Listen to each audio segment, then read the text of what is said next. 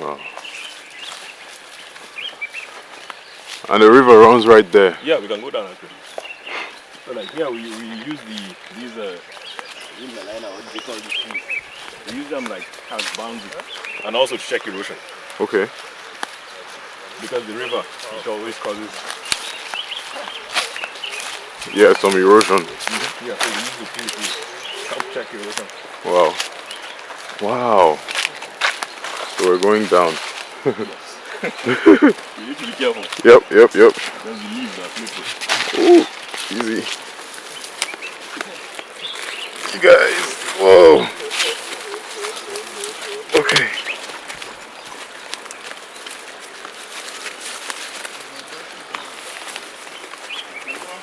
You guys, we're down here by the river, the Gwagwalada River. Is it called the Gwagwalada River? Just call it the Gwagwalada. It's called. Wow, amazing. It runs from Amazing. that side all the way. Wow.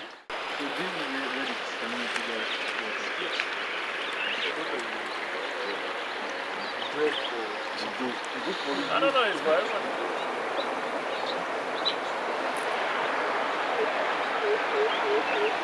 My name is Ahmed Mishaliza. I'm a farmer, the so-called new generation farmers. Jump into telling us like some of the challenges you had when starting up and how you were able to surmount them. Main challenge was market, because like you had a ton of produce, but then where do you take it to? And then everywhere else you go, if you go to like local markets, they just want to shortchange you and then buy it for really cheap. For example, like farmers markets, they are not friendly to the farmer in any way. They literally want to get your stuff cheap as possible, and then they sell them expensive. So like I happened upon somebody at a supermarket, one of these major supermarkets.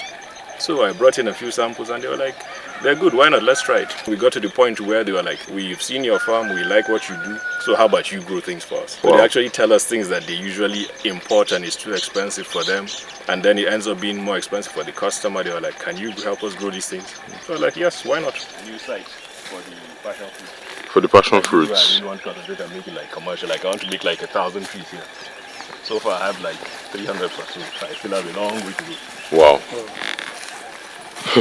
I want to plant like 1,000 here. Like 1,000. You see that? All the way. That's the famous coca tree. Ah. What does it symbolize anyway? It's more, in the villages they believe spirits live there and all that. Because like, actually you never really know the age. Wow, of a coca tree. 400 years old. Whoa. Yeah. Whoa. That's why if you notice, people don't cut them down. Yeah. People don't cut them down. And I always wonder, like, it's not like they don't, I mean, besides the aesthetic value. Also, they think it's spirits living on the thing. They think their spirits living on there. Why do you think nobody cuts them down? Whoa. Oh. Yeah, and they're actually quite valuable on land. Everything is so young and tender, so it's like... It's like, yeah. It's like watching a baby grow. Exactly, you have to see. Things actually grow here, man, like... And you wouldn't know unless... Yeah, unless you try. You try. So what's the dream from here on for Chadikunda? Chadikunda. Yeah, I started out just testing, but like this is something that actually can become something. In the future, I'd actually like to build something here. Not just a buying and selling place, but somewhere you can actually come and chill. This is somewhere like you can actually come experience the fruits, the people firsthand. You see things, a lot of people don't even know how these things come out. Yeah. It's basically you see it in the shop, but here you get to see it, you see the process, you see what goes into it. Yeah, be it with your family, corporate people, anything. Like just get out of what's in there and actually see what's happening outside. Like no cars, no nothing, just you and nature. Yeah, one with nature. Yeah.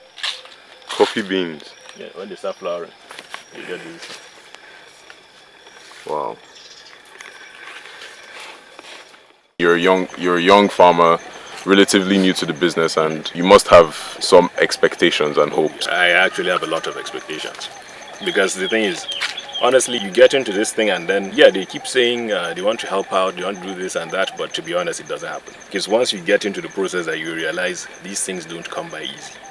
And even if you go looking for the so-called government assistance, the structure is not in a way that is friendly for you to get anything. If So you it's, end up, what do you call it? I'd like to see actually all the paperwork removed. Because it's paperwork that gets nothing done. Yeah. I have a farm, you see it, physically it's there. So I tell you my plan, this is what I want. If you can assist, why not? Yeah, if you can't, then I have to do it myself. But that's like the main thing. The programs are there. You see every time the government says they have this and that. It doesn't work. That's just the plain truth. It does not work. So I'd actually like to see these things work because there's a lot of people that want to do these things. But the number one thing is there's no access to land, no funding. And if you want younger people to get into these things, let's be honest, younger people are not that patient. Yeah. And then the thing is, we are not as resourceful and as hardworking as our parents. The thing is, if you want, at least give them that initiative to encourage them, start something. But if you just, okay, fine, I want to start a farm, and then you go, they'll be like, where's your land? There's no land. Piece of land costs 3, 4, 5 million. Where are you going to find that kind Exactly, of money? it's impossible. Yeah. So at least help out if you really want farming to be the next oil, it can. It is actually for many countries. But the thing is, what you say has to work. And the thing is, you have to actually go out. Yes, are you a farmer? You want to do this thing? Yes, we will help you out. We will do this for you. So like, I actually want to see the thing happen, not just on paper. Like real people, meet real people, and then do real things. That's actually what I want. Great. So finally, just if you had, given your experience so far, if you could offer any piece of advice to, younger people like yourself who are trying to become the new generation of farmers, what would that be? Actually, I'd say start.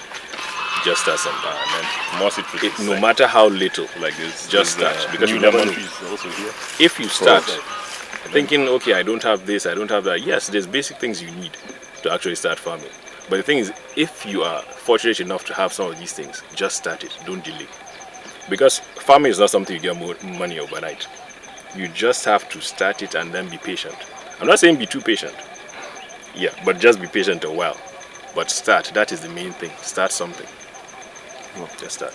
Beautiful. It's been great talking to you. Yeah. Thank you so much. It's been wonderful actually. Yeah, Meeting people like you guys. Thank you so much. Wonderful. We'll be back.